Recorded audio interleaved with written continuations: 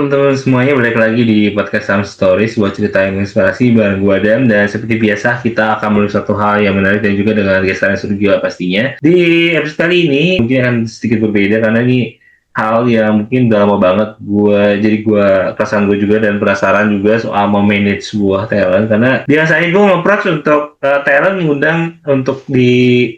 undang untuk di podcast ya, tapi kan gue penasaran POV dari seorang yang mengelola talent yang gue undang sih sebenarnya. Dan hari ini nanti bakal banyak ngobrol sama kisah kita. Mungkin dia udah lama banget di dunia manajemen talent gitu ya, dan seperti apa awal mulanya dan seperti apa dalam mengelola talent juga. Jadi langsung aja kita ada Kak Sulu. Halo, apa kabar? Halo Adam, selamat siang. Apa kabar? Terima kasih udah undang gue. Udah baik ya Kak. Dan lo lagi sibuk apa nih berarti? Kalau currently itu pekerjaan gue itu sebagai manajer artis itu kan lebih mostly itu kan memang kalau sebagai seorang manajer artis pasti kita ya orang kan pasti melihat bahwa kalau manajer artis itu kan mereka itu ya mencarikan pekerjaan buat talentnya kan, seperti itu ya, mencarikan pekerjaan, mencarikan gig buat talentnya, kemudian mengatur jadwal. Dan kemudian bagaimana menjaga positioning daripada talentnya itu tetap bagus, tetap bersinar di industri showbiz gitu. Nah, kurang lebih kerjaan gue sih gitu sih, Dam. Jadi mostly itu adalah gue, kan talent gue sekarang di Avatara itu kan talent gue itu ada sekitar 17 orang. Jadi bagaimana satu persatu itu memang gue harus liatin lah, jagain gitu loh. Maksudnya forte mereka itu di mana ya kan. Kemudian tahun ini project film yang gue pengen cariin buat mereka apa, kemudian kerjasama dengan brand seperti apa. Kurang lebih kayak gitu sih, Dam. Lo mungkin ya sebagai konteks ya, mungkin sebagai di Avatara sebagai apa, CEO atau apa nih? Jadi sebenarnya gue itu founder sih, gue itu founder. Jadi ya? memang gue flashback ya, back then itu sebenarnya gue bekerja di industri hiburan itu kan udah cukup lama lah gitu. Tapi kalau gue benar-benar serius jadi manajer artis itu di tahun 2005, Dam. Tapi itu juga masih belum pakai nama Avatara. Waktu itu gue masih pakai nama singkatan gue, SL Artist Management kayak gitu. Nah, kemudian dalam perjalanannya itu sampai tahun 2012 itu akhirnya gue ngerasa kayaknya jangan pakai nama gue deh gitu. Jadi gue pengen pakai sebuah nama aja gitu loh. Jadi nanti satu waktu kalau nanti gue retire, gue gak bilang mau retire sih karena gue gak akan pensiun sih. Jadi nanti ya kalau satu waktu, ya kan satu waktu itu kalau nantinya ya misalkan ini tetap mau jalan tetap bisa. Jadi gak tergantung dengan nama gue seperti itu. Nah makanya itu tahun 2012 itu gue rubah nama jadi Avatara 88 seperti itu gitu sih. Kita flashback lagi, itu lo mulai awalnya gimana itu dalam ini? Karena emang lo udah lama mungkin di dunia apa, mungkin sebelum lo sebagai apa mungkin masuk ke industri showbiz industri. Jadi sebenarnya gini, Dam, juga pengen cerita ke teman-teman sekalian juga. Jadi gue dari awal itu gue nggak punya background, gue nggak punya background dan gue kan kuliah gue di fakultas hukum, Dam, ya kan ya kalau mau dibilang terlalu sekarang gue merasakan manfaatnya, tapi gue kuliah di fakultas hukum, tujuan gue itu gue selesai kuliah itu gue pengen jadi lawyer kan. Gue pengen jadi lawyer atau gue pengen jadi konsultan hukum. Cita-cita gue itu seperti itu. Tapi dalam perjalanannya itu perjalanan gue itu nggak seperti itu. Nah memang waktu gue kuliah itu memang gue udah bekerja di sebuah majalah di komunitas gue gitu loh. Di komunitas gue. Kemudian gue juga cukup aktif di komunitas gue. Kebetulan gue beragama Buddha, jadi gue cukup aktif di komunitas gue lah seperti itu. Cukup aktif berorganisasi juga. Nah dalam perjalanannya itu karena ketua leader gue tuh melihat gue itu orangnya ekstrovert dan suka bergaul sama orang, gue dikasih jabatan sebagai humas PR. Nah, jadi gue banyak berhubungan sama orang luar untuk undang mereka jadi pembicara seperti itu. Akhirnya karena gue mendapatkan tugas seperti itu, gue mendapatkan assignment dari leader gue kan banyak bertemu dengan seniman, aktor, aktris, ya kan, model gitu loh. Nah, dalam perjalanannya itu, Dam, gue melihat kok kayaknya dunia showbiz itu sangat amat menarik ya. Kok dia itu colorful ya, kok dia tuh dinamis ya gitu loh. Nah, akhirnya gue memberanikan diri, gue ngomong sama leader gue bilang gue mau resign, terus gue mau kejar mimpi gue di showbiz gitu loh. Nah, kurang lebih seperti itu. Jadi, gue mau mulai bekerja di industri showbiz itu tahun 2000 sebenarnya. Nah, jadi sebelum gue menjadi manajer artis, sebelum gue menjadi manajer artis, gue independen dengan pakai nama gue itu, gue bekerja dulu di 2 perusahaan dulu, tapi showbiz juga gitu loh, Dam. Jadi gue 5 tahun lebih lah, gue belajar di sana gitu loh, sampai akhirnya gue memberanikan diri itu buat sendiri gitu sih. Itu tahun berapa tuh, Kak? Jadi gue mulainya tahun 2005 akhir. Gua bekerja itu oke. di showbiz itu 2000, kerja sama orang ya, dari tahun 2000 sampai 2005. Oke, itu di showbiz itu mungkin industrinya dalam konteks showbiz kan luas ya. Iya, Ada film, ada musik atau iya. ada apa tuh? Lu lebih kemana Jadi di gua industri gua film atau gimana? dari 2000 Hmm, itu kan gua kerja di IP Entertainment. Kalau misalkan ada sama teman-teman itu kalau pernah baca ya. Jadi IP Entertainment itu adalah salah satu company di hmm. bawah MRA Media yang punya radio. Oh, Iya iya kan? iya iya, Punya tahu. radio, Oke, punya majalah gitu loh. oke. Nah, sampai sekarang kan beberapa radio mereka masih eksis, kemudian majalah mereka masih eksis karena pada waktu itu Iya. mereka punya satu divisi entertainment. Jadi divisi itu Hmm, ada 4 divisi IP Entertainment itu ada divisi event organizer, artist oke. management, TV production, dan kemudian training school. Nah, gue Oke. beruntung nih jadi begitu gue kerja, kebetulan waktu itu yang minta gue kerja di sana itu adalah almarhum Indra Safera. Kalau misalkan ada yang tahu gitu loh. Oke, oke. Nah, jadi gue diminta dia untuk kerja. Awalnya itu Hmm, gue diminta dulu, lu kerja apa aja dulu. Jadi gue beruntung karena gue pertama kali itu kerjaan gue pertama itu adalah gue jadi runner. Waktu itu ada Alec hmm, Monday. Nah, jadi tugas gue itu runner kayak disuruh-suruh lah kayak gitu kan. Tapi dari sana hmm. gue belajar banyak. Dari sana kemudian gue diappoint Oke, jadi LO. Waktu itu ada oke. peresmian MTV Tracks, gue jadi LO-nya Severis. Nah, dari sana gue udah mulai tertarik, gue udah mulai suka nih sama industri ini gitu, kayak seru kan. Nah, Hmm, akhirnya Indra minta gue kerja full time di IP oke. Entertainment. Nah, pekerjaan gue pertama itu adalah gue jadi asisten artist manager. Jadi gue Oke. jadi asisten artist manager gitu kan, ada manajer divisi itu kan ada satu manajer yang megang, gue jadi asistennya dia. Nah, waktu itu gue menghandle beberapa talent tuh, ada Eka Deli, ada Sarah Sehan, ada Rio Febrian gitu, ada dua Oke. percussion kayak gitu. Nah, jadi kerjaan gue itu di sana, gue mulai sana gue belajar gitu loh, dan segala macam lah gitu loh, ya kan. Nah, jadi kalau jadi asisten semua lo harus ngerti dari A sampai Z kan. Jadi dari Betul. hulu ke hilir tuh lo harus tahu. Dan gue beruntung gue Oke. mendapatkan ilmu itu gue selama di IP. Dan satu keberuntungan gue juga adalah gue tuh di rolling di semua divisi itu. Jadi dari artist management gue dipindahin ke event organizer. Dari sana Oke. gue diminta bantu di TV production. Dari TV production gue diminta bantu di training school gitu loh. Jadi gue dapetin Hmm. semua ilmunya selama 3 tahun. Nah, kemudian dari sana gue di approach sama Look Models. Nah, waktu itu Look Models itu adalah salah satu modeling agensi yang paling top di Jakarta. Oh, Name it oke. aja, ya kan? Hahaha. Semua model-model supermodel Indonesia itu semua ada di Look Model. Nah, kebetulan foundernya itu ada 2 orang, Mbak Keke sama Mbak Lulu Dewayanti. Itu Iya. mereka itu pengen membuat divisi talent management. Mereka approach gua. Hmm. Nah, akhirnya gua terima nih tantangannya gitu. Gua ambil Iya. gitu loh. Gua Iya, merasa iya, iya. kayaknya gua bisa nih gitu loh. Akhirnya gua ambil lah gitu. Jadi gua set up divisi talent management. Itu gue 2,5 tahun di sana gitu loh, sampai divisi telemanajemennya itu establish. Kemudian gue berpikir kayaknya udah waktunya deh gue mau mencoba untuk sendiri gitu loh. Akhirnya gue minta Oke. izin sama bos gue. Nah, kemudian akhirnya bos gue itu oke, silakan aja kayak gitu. Nah, barulah gue memberanikan diri, gue bikin sendiri gitu loh. Itu sih Dam, kalau lu cerita jernihnya gue itu seperti itu. Jadi memang Oke. gue masuk ke industri hiburan, ya kan, industri showbiz itu dalam ini yang nol. Jadi gue nggak punya plan, gue nggak punya blueprint, gue nggak punya blueprint. Apakah gue akan, karena gue di IP aja, gue belum tahu gue akan jadi manajer artis gitu loh. Gue Iya, kerja iya. aja semuanya. Ah, Nah, kok dalam perjalanan gue ngerasa kok kayaknya path gue itu kok gue cocoknya jadi manajer artis ya. Kenapa gue senangnya tuh manajemen talent ya kayak gitu loh. Nah, akhirnya gue seriusin gitu loh. Itu sih Dam ceritanya. termasuk juga ada keberuntungan juga lo Iya, ya masuk ke dunia itu terus juga lo nyobain semuanya juga betul. nyegur ya. Lo Betul. paham terus juga akhirnya mutusin bangun sendiri. Iya, Nah, gue bersyukur ketika bangun sih, sendiri, gue bersyukur. Iya. Lo sendiri artis pertama yang lo manage siapa? Artis pertama yang gue pegang itu adalah ada musisi namanya Dian HP, sampai sekarang sama gue masih sama gue, ya kan. Kemudian Cathy Sharon. Cathy Sharon itu waktu itu masih jadi VJ MTV. Itu nah oke. jadi itu artis pertama. Waktu gue 2005 itu gue bikin sendiri. Mereka berdua yang dengan yakin bilang gue bergabung sama lu. Nah, memang Cathy Sharon sama Dian HP waktu gue mendirikan set up talent management di Look Models, itu mereka memang udah gue ajak itu loh, Dam.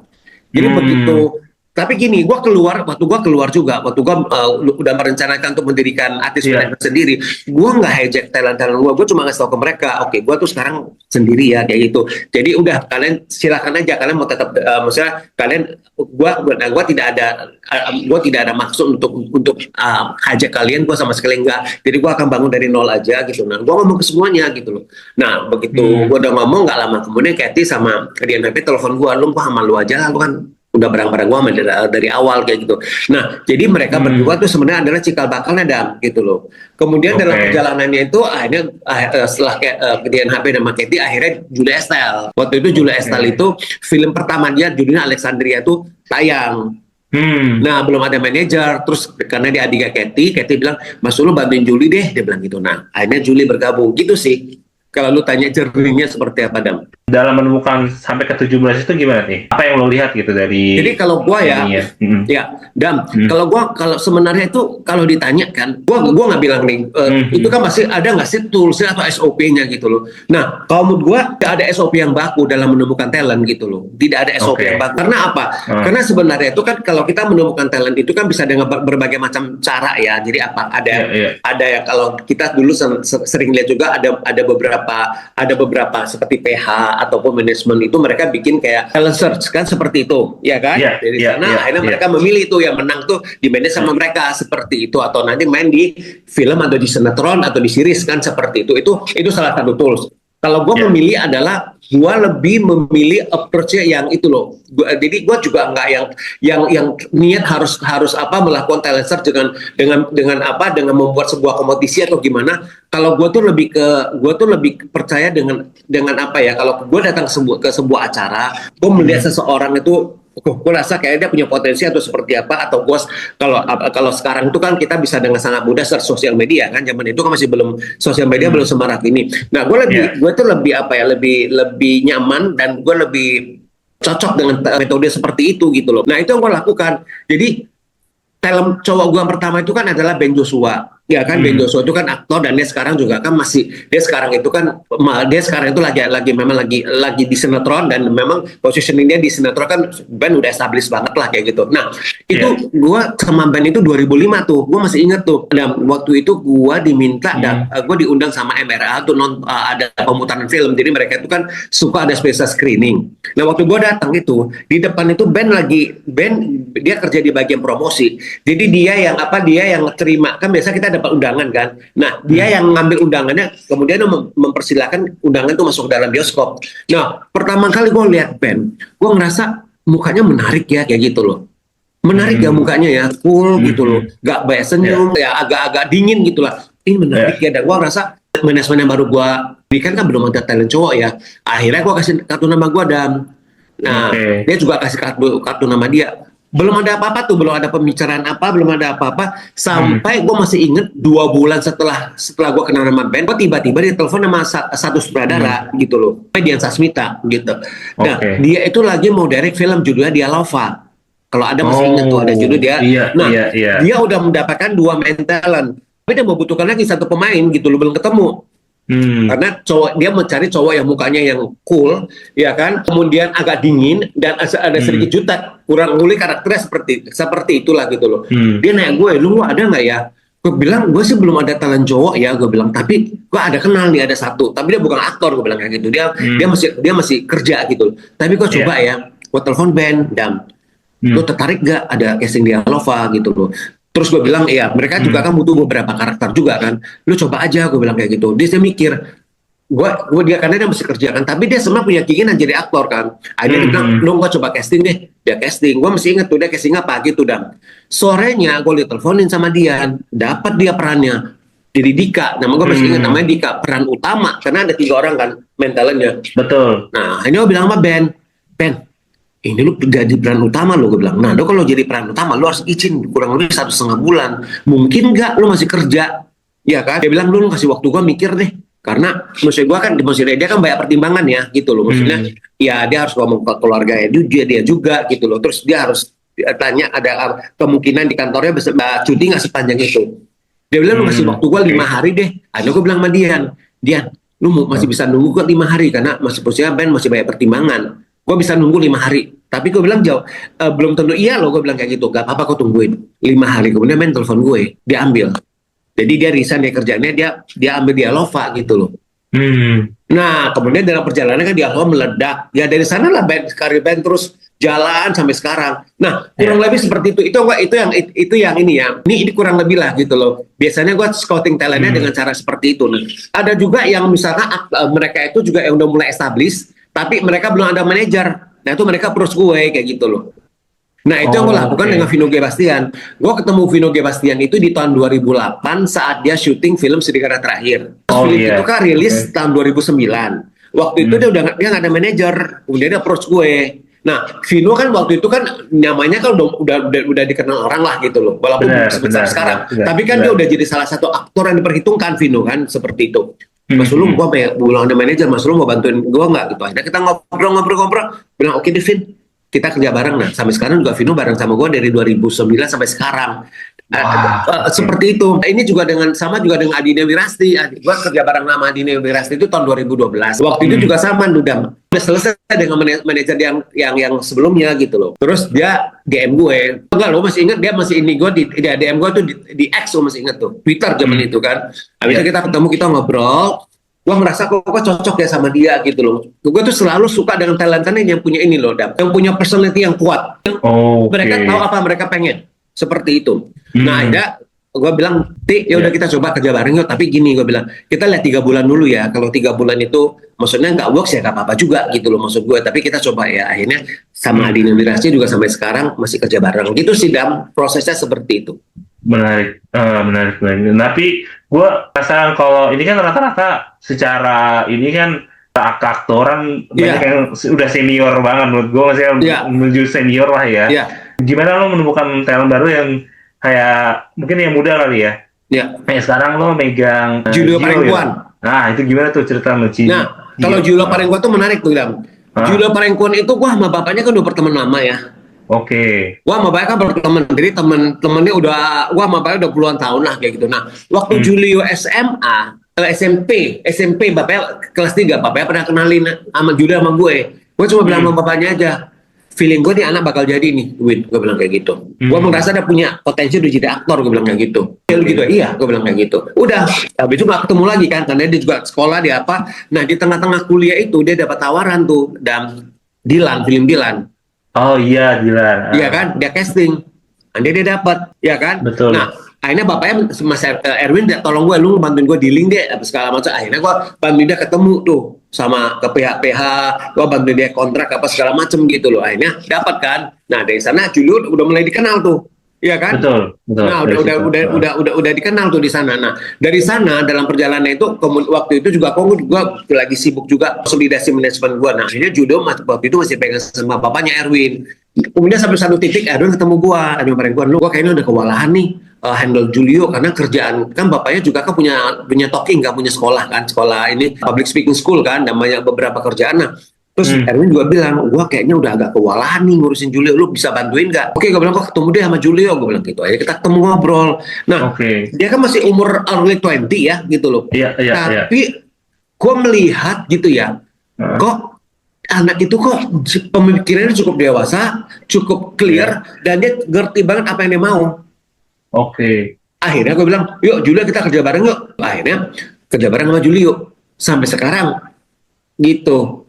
Dan gue bilang ya dia tuh adalah salah satu talent baru lah, generasi baru lah, gue bilang kayak gitu ya. Misalnya di umur yang dia kan baru di umur 20-an kan. Nah, jadi dia sekarang yang kurang lebih dia sudah 3 tahun bergabung di Avatar 88 dan so far kerjanya juga cukup stabil, bagus, proyek-proyek yang dipilih juga kita juga happy lah dengan kolaborasinya seperti yang udah berjalan. Nah, kemudian tahun ini juga gue kerjasama juga dengan talent baru juga. Kalau lu kenal namanya Jeremy Owen. Jadi dia megang juga tuh Owen itu, gua ketemu Owen juga sangat amat menarik. Jadi gini, gua ada sama Katie sama Dion ada acara dengan salah satu brand kopi. Nah, mereka tuh ada 7 orang kalau nggak salah kan untuk jadi jadi personality-nya mereka lah, jadi face-nya mereka. Nah, itu Owen salah satu. Waktu gue lihat Owen, gue bilang ini menarik ya, ini anak ya. Gue pikirnya, gue rasa seperti itu gitu loh. Nah, kita belum kenalan belum apa. Akhirnya gue DM dia. Oh, oke. Ya kan kita saling follow kan DM dia untuk say hey apa segala macam aja. Akhirnya kita janji ngopi yuk. Ketemu lah sama Owen ngobrol kayak gitu. Waktu itu juga Owen masih kuliah di Belanda, masih belum selesai. Oh iya, Dan, benar. nah, masih belum selesai. Nah, ngomong Owen bilang, Mas, saya punya ketertarikan loh, mau jadi aktor, dia bilang kayak gitu. Gue bilang, selama ini kan lu udah dikenal sebagai salah satu KOL sustainability yang cukup established, gue bilang kayak gitu kan. Ya Iya. tapi gue pengen jadi aktor, dia bilang gitu. Oh, gue bilang gini, Won, lu kalau mau jadi aktor, gue bilang gini, itu prosesnya gak bisa cepet, gak ada instan. Lu Oh. karena lu gak punya basic sebagai seorang aktor, lu harus ikut dulu acting course, gue bilang kayak gitu. Gue Iya. tahu dia lah beberapa acting course yang memang buat gue itu yang bagus gitu loh. Salah satu yang gue menyarankan dia ikut itu adalah acting course yang dibikin sama Ferdi Sulaiman. Ferdi kan salah satu aktor baik, maksudnya aktor salah satu best Iya. actor lah kamu gue kan di Indonesia Iya. gitu loh. Iya. Nah, Iya. dan gue lihat dia punya willingness itu untuk apa ya? Untuk membagikan ilmunya itu kepada anak-anak muda yang pengen jadi aktor gitu loh. Hanya Owen ikut di sana. Gue minta dia ikut 2 lagi gitu loh. Dia jalani PR-nya semuanya nih, Dam. Dan in between kan dia kuliah. Jadi masih di Belanda. Jadi proses akhirnya kerja sama gue tuh lumayan lama, kurang lebih 10 bulan. Akhirnya kita baru kerja bareng. Nah, akhirnya Owen bilang, karena dia udah menetap di Indonesia kan, gue bilang, ya udah kita coba ya. Dia bilang, oke, kita coba. Nah, jadi sekarang untuk keaktoran, untuk kerjaan keaktoran itu gue yang handle kayak gitu loh. Oke. Seperti itu. Jadi buat sekarang itu gue mengcombine. Jadi gue bersyukur ya di manajemen gue itu ada range dari umur 50-an, 40-an, 30-an, 20-an, dan 60-an juga. Sekitar 17 sampai 20 juga ada. Jadi kebetulan adik Julio Parengkuan juga 2 orang itu maksudnya memang gue lagi coba grooming mereka lah. Mataca Parengkuan sama Abieno Parengkuan. Seperti itu sih, Dan. Oke, menarik. Sebenarnya dari sisi tantangan untuk mengelola artis itu seperti apa sih? Karena mungkin ini kan gue banyak ikutin bola nih. Banyak banget pemain bola yang hancur karirnya karena star syndrome. Dia kaget dengan sorotan yang begitu banyak, terus abis itu dapat penghasilan yang terus cukup drastis gitu. Lo bisa apa aja kan, saya gitu kan. Kadang lo lupa gitu, lo mulai dari mana gitu kadang. Betul. Apa yang lo kasih sih ke talent-talent dan lo menjaga itu gitu, supaya lo juga bisa long term juga nih sama mereka. Jadi gini, Dan, gua sama teman-teman manajer artis ya, yang biasanya ngurusin aktor ya. Karena kan gue ngurusin aktor sama aktris kan kayak gitu ya. Betul. Nah, kami juga menyadari bahwa sebenarnya tantangan terbesar kami itu adalah bagaimana satu adalah menjaga sustainability mereka. Bagaimana bisa menjaga sustainability karir, ya kan? Aktor yang sudah established itu mereka tetap bisa established. Itu gak gampang loh, Dam.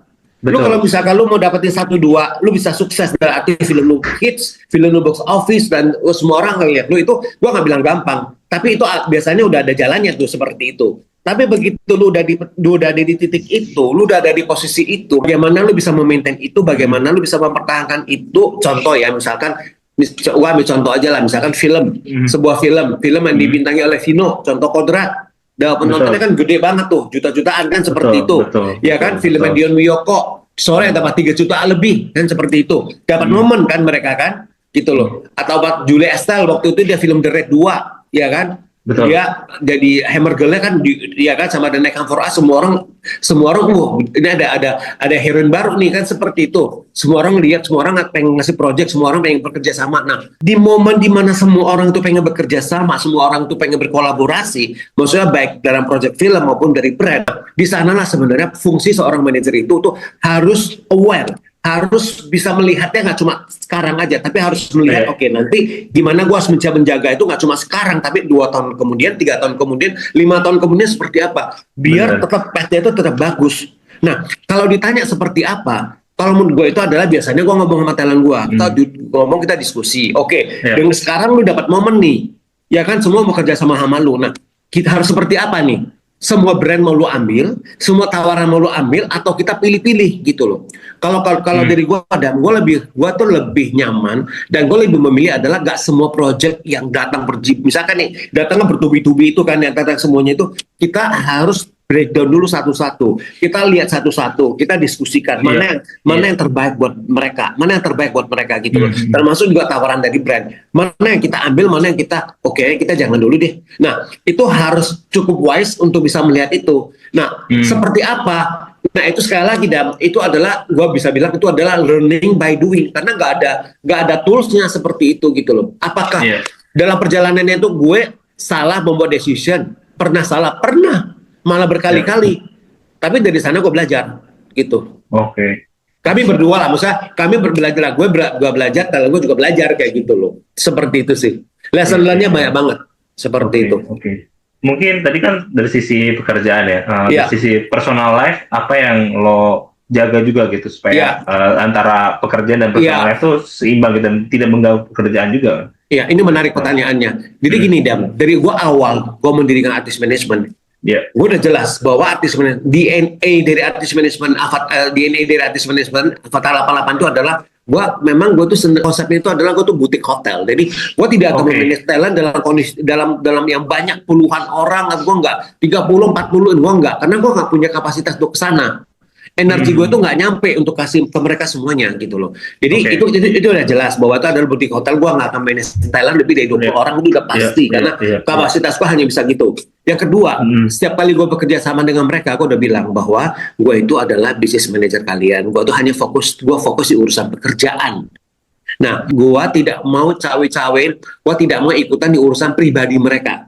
Hmm. Karena menurut gue justru itu ya, kalau itu di mix malah nanti saling respectnya itu jadi akan berkurang. Nah itu yang nggak mau gue lakukan gitu loh Dam. Jadi Oke. kalau gue di awal udah jelas bahwa gue itu adalah gue bertanggung jawab untuk memanage pekerjaan kalian. Gue tuh bertanggung jawab di urusan bisnisnya kalian, urusan pekerjaan. Tapi urusan pribadi, gue minta maaf, gue nggak ikut-ikutan. Seperti itu sih Dam. Oke, Jadi gue nggak tapi pernah mau mix itu loh. oke. Urusan kerjaan, Tapi urusan ketika pribadi gue nggak pernah mau. tapi ketika mungkin ada artis lo lihat kayak secara kehidupan personal aja ada sesuatu trouble yang membuat lo Iya. susah gerak, apa yang biasanya lo lakuin gitu supaya lo liburan dulu deh atau Iya, apa? iya. Iya. Biasanya gimana? Yes, itu akan seperti itu. Jadi Oke. walaupun gue bilang gue itu adalah business manager mereka, tapi Iya. gue juga nggak menutup diri karena kan kita kenal udah berpuluh-puluh tahun ya, udah bertahun-tahun lah seperti itu. Hidup itu kan nggak lurus aja kan, naik turunnya ada. Mereka lagi down, mereka telepon gue cerita, gue buka.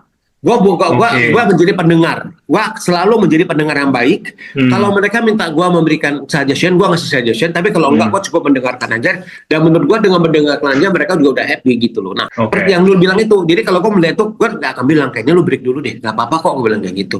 Bisa gue aturin kok. Maksudnya untuk urusan kerjaan apa, gue bisa aturin. Jadi udah break dulu aja sebentar, menepi dulu sebentar dulu, ya kan? Karena itu bagus buat lu juga. Dia bilang kayak gitu. Jadi gue memang seperti itu. Atau misalkan gue melihat nih talent gue, nih satu talent gue udah kerja terus nih, ya kan? Jangan sampai dia burn out kan? Gue bilang udah, Iya. nanti kalau ini Desember lu mau break, lu break aja nggak apa-apa. 2 minggu, 3 minggu, kasih tau gue aja, nggak apa-apa. Jadi nanti gue tinggal ada kerjaan apa, gue bisa atur gitu loh. So far sih seperti itu sih Dam. Ada nggak yang mungkin selama lo tantangan yang paling sulit atau maksudnya dalam mengurus brand atau yang kayak atau film yang mungkin kita susah atau gimana gitu? Sebenarnya ya tantangan sebagai seorang manajer artis ya itu tantangan yang nggak pernah selesai itu apa tau nggak Dam? Apa tuh? Jadwal scheduling. Wah, iya ya. Itu Dam, cerita dulu ya. Ini gua berkali-kali ngalamin. Jadi gini, gua pernah yang ngalamin ya berapa tahun yang lalu Asmara Abigail lagi syuting film. 2 film. Jadi sebenarnya timeline itu memang agak berdekatan. Jadi awalnya begitu selesai syuting satu film ini dia langsung lanjut gitu loh. Awalnya timeline gitu. Kenapa kita berani ambil? Karena timelinenya seperti itu. Dalam perjalanannya itu ada perubahan. Biasa kan syuting maju mundur kan. Yang satu maju, ya kan? Yang satunya harusnya itu tanggal sekian dia maju, yang ini tetap jalan. Akhirnya clash, ya kan? Ada clash beberapa tanggal. Nah, yang bikin gue pusing, ya kan, sama Asmara sama talent manager gue pusing itu adalah yang satu syuting di Jakarta, yang satu syutingnya di Banyuwangi, dan itu beberapa jam dari Banyuwangi, kan cuma di kota Banyuwangi. Jadi ada 4 tanggal yang cross. Jadi misalkan hari ini syuting di Jakarta, besoknya udah syuting di Banyuwangi. Nah, kebayang nggak? Atau misalkan di syuting di Banyuwangi nih, ada juga ada juga yang di satu hari yang sama itu cross ya. Nah, ini kan sedangkan dua-dua udah oke kan, itu pusingnya luar biasa Dam. Untungnya gua sama Asmana kenal baik sama 2 PH ini, sama 2 sutradara ini. Akhirnya 2 sutradara itu berunding cari solusi gimana enaknya. Ya kan, Iya. ada yang satu dimundurin sehari gitu. Nah akhirnya jadi ada solusi adalah hari ini Asmara syuting nih, dia syuting dari pagi, ya kan, dari pagi sampai sore. Ah, Selesai syuting, dia langsung berangkat ke airport, ambil pesawat yang paling malam ke Surabaya. oke. Dari Surabaya dia naik mobil ke Banyuwangi, cus gitu. Besok pagi dia syuting. Uish. Ada lagi yang sebaliknya vice versa, sebaliknya begitu. Aha. Begitu selesai syuting di Banyuwangi, misalnya selesai, kalau ini kan film horor ya, thriller horor, selesai bisa jam 2 jam 3 pagi, dia langsung dia udah naik mobil menuju ke Surabaya, ambil pesawat yang paling pagi, terus sampai di Jakarta, mobil unit udah tunggu dia, langsung syuting. Lo kebayang nggak itu deg-degannya gue kalau delay atau apa kayak gimana? Nah, tapi gue bersyukur ya, puji syukur itu akhirnya semua itu berjalan dengan lancar, dengan baik. Nah, ini konteks tantangan itu adalah kalau akan seperti itu, sebagai seorang manajer artis itu adalah itu kita akan selalu ngalamin satu pengaturan schedule karena Iya. sangat dinamis, apalagi kalau kita syuting film ya akan Betul. seperti itu gitu loh. Nah, bisa gue juga ada pengalaman juga nih Dam. Jadi kalau gue masih ingat tuh waktu itu Vino dapat brand tuh, ada 2 brand tuh. Kita Oke. aturnya udah enak banget, yang begitu selesai yang satu syuting satu brand, dia langsung syuting dengan brand yang selanjutnya itu di luar negeri gitu loh. Semua udah diatur dengan baik dan benar, udah tinggal syuting, udah tinggal eksekusi, udah manis, udah oke. Dalam perjalanannya 2 hari sebelum syuting, Vino udah ngeluh, udah bilang, Mas ini kayak perut gue udah agak bener, lagi gak enak nih, dia bilang kayak gitu. Udah nggak ada apa-apa ya, dia bilang kayak gitu. Udah, gue juga ada benar-benar lancar ya. Kemudian begitu dia ngomong paginya, sore harinya itu dia telepon, dia kan cek di rumah sakit apa segala macam, ternyata dia ada infeksi di ususnya. Waduh. Dan dia harus bed rest sama dokter, gak boleh dikasih kerja karena kalau dia lanjutin itu bahaya gitu, gak bisa, dia harus bed rest selama 1 minggu. Lo kebayang gak syutingnya lusa? Itu ya, itu gua sama Vino sama talent manager gue itu dengan agensi sama brand itu, kita itu gua masih ingat tuh dari itu hanya itu bisa 24 jam tuh bro, kayak gitu loh. Gimana kita cari solusinya, gimana dokter mungkin nggak Vino keluar syuting dulu habis balik lagi segala macam, kan kita mencari jalannya kayak gitu ya. Tetap gak bisa bro, gak bisa. Karena dia harus bed rest selama 5-6 hari. Akhirnya ya udah gak ada jalan kan. Gue akhirnya ketemu sama brand, gue ketemu sama agensi, gue bawa surat dari dokter minta maaf banget bahwa Vino gak bisa syuting. Yang satu itu ya. Gue bersyukur banget brandnya itu sangat amat bisa memahami, nah ini kondisi Vino. Tapi deg-degannya luar biasa bro, kayak gitu loh. Iya. Nah, iya. akhirnya yang syutingan brand yang satu lagi yang di luar negeri itu, karena mereka tahu situasi Vino, mereka coba atur, mereka agak mundurin berapa hari. Akhirnya Vino masih bisa syuting sama brand satu lagi. Tapi brand yang akan syuting yang lusa itu nggak bisa. Nah, minta maaf banget. Akhirnya nggak bisa kejadian, dan gua sangat berterima kasih, bersyukur kliennya sangat amat mengerti dan memahami kondisi Vino. Itu sih bro. Jadi memang selalu akan ada hal-hal tantangan seperti itu, dan nggak akan selesai itu. Gokil sih. Dan Jadi gini, orang kan berpikir bahwa manajer artis itu kerjanya enak ya, sama-sama datang ke artis ke acara-acara yang glamour, yang keren, yang apa segala macam. Tapi ya maksudnya bayar gue ya, gue juga nggak bisa nyalain. Tapi teman-teman juga banyak nggak memahami bahwa di balik itu, nah itu yang kayak gini-gini harus kita hadapin. Dan sebagai seorang manajer itu, handphone lu harus standby. iya, Jadi, betul. Gua bilang agak susah kalau seorang manajer itu lu minta dia tuh untuk 9 to 5 itu nggak bisa bro. Karena di industri showbiz, saya bilang industri hiburan itu ya, pagi itu nggak terlalu banyak orang yang nyari gue. Orang mulai akan nyari itu adalah start setelah makan siang tuh sampai malam tuh. Apalagi terutama kalau sama TV ya, TV kan biasa mereka baru on, orang kreatifnya on itu jam 8, jam 9, jam 10 kayak gitu. Seperti itu. Jadi lu sebagai seorang manajer, mentalnya itu adalah lu harus standby, lu harus siap dengan segala macam hal gitu loh. Nah itu udah nggak bisa ditawar-tawar Dam. Tapi gue ini kan POV-nya dari gue yang ngoper talent. POV aja buat manajer yang HP-nya tidak kelihatan standby, kayak susah banget dihubungin. Itu emang sengaja mereka penuh atau gimana ya? Bisa kenapa manajer artis susah dihubungin gitu? Iya, kayak susah banget. Kayak nggak jawab-jawab, nggak respons atau. Gue sih gini loh bro, kalau gue sekali lagi gue gak akan mengkomen lah gitu loh. Maksudnya masing-masing manajemen kan punya polisi mereka sendiri-sendiri. Tapi ini DPOV gue ya Dam, dari pengalaman objektif gue, dari sudut pandang gue. Gue ngerasa gini, itu WhatsApp yang masuk ke kita itu kan banyak banget ya. Gue juga akui kok kadang-kadang gue juga delay kok membalas atau apa. Gue juga ngalamin kayak gitu. Tapi kalau prinsip gue itu adalah mau telat gak telat, gue tetap harus balas. Gak boleh enggak. bilang iya atau enggak. Itu SOP gue ya. Kan orang kan beda-beda gitu. Betul, Jadi betul. gue itu, kalau prinsip gue itu adalah oke, kadang-kadang mereka kirim nih dari jam 9 pagi lah gitu. Gue lagi ngerjain, misal gue ada meeting, gue ada ke event apa segala macam gitu. Gue mungkin baru lihat itu mungkin jam 11 atau jam 12, gue udah balas. Jadi gue nggak mau biarkan, karena lu kalau biarkan WhatsApp satu itu ya, nanti yang lain masuk lagi, itu udah pasti lupa itu gitu loh. Iya kan? Betul, Nah jadi kalau gue berusaha, terus telepon juga gue akan angkat gitu loh. Karena itu kan berkaitan dengan kerjaan ya, seperti itu kan gitu loh. Nah, jadi kalau menurut gua dari awal itu memang gua selalu responsif gitu, dan itu gua kasih tahu ke tim gua juga bahwa kita harus responsif. Kita jangan tidak membalas atau tidak merespon WhatsApp dari klien. Karena gini, dari semua tawaran yang masuk, let's say 10 tawaran ya kerjasama juga mungkin 1, 2 lah kan nggak kejadian kan kayak gitu kan. Ya nggak apa-apa juga. Kan sekarang juga banyak nih agensi tanya harga talent apa segala macam, habis itu juga begitu kita udah kirim mereka juga nggak ngasih respon jadi atau nggak jadi, ya gue bilang ya nggak masalah juga, wajar. Tapi yang penting buat gue tuh ya udah itu yang penting adalah dari kitanya sudah memberikan apa yang mereka minta, ya kan. Nah nanti perkara mereka mau respon nggak respon ya udah itu udah urusan selanjutnya seperti itu loh. Tapi kita dari manajemen itu kita harus merespon, kurang lebih seperti itu sih. Bisa nggak bisa kita respon kayak gitu sih bro. Thank you banget Sulung, udah sharing banyak nih. Gue banyak sama-sama, semoga cukup jelas ya, cukup ini ya. Iya, siap. Ini seru banget sih buat gue. Sebenarnya banyak banget yang pengen gue obrolin, tapi kayaknya banyak yang terbatasan waktu juga nih. Jadi nanti kita bisa ngobrol lagi. Bisa ngobrol lagi, nanti ketemu offline. Lo hari ini ke galanya? Hari ini ada gala premier film barunya Vino, judulnya Shutter. Jadi itu diambil dari adaptasi film horor dari Thailand. PH-nya itu adalah Falcon. Jadi memang Vino sama Falcon juga mereka long time collaborator. Kita udah cukup lama bekerja sama dengan Falcon. Ini juga menurut gue salah satu film yang cukup menarik, film horor di remake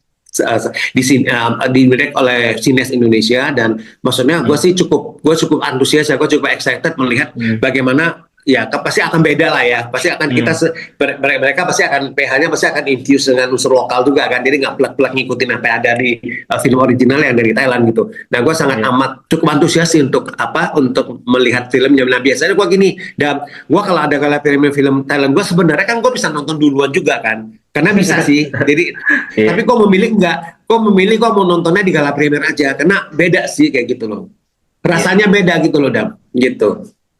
Siap. Gitu. Nah, mungkin buat teman-teman yang mau ikutin lo atau bisa ikutin Avatara, gimana nih?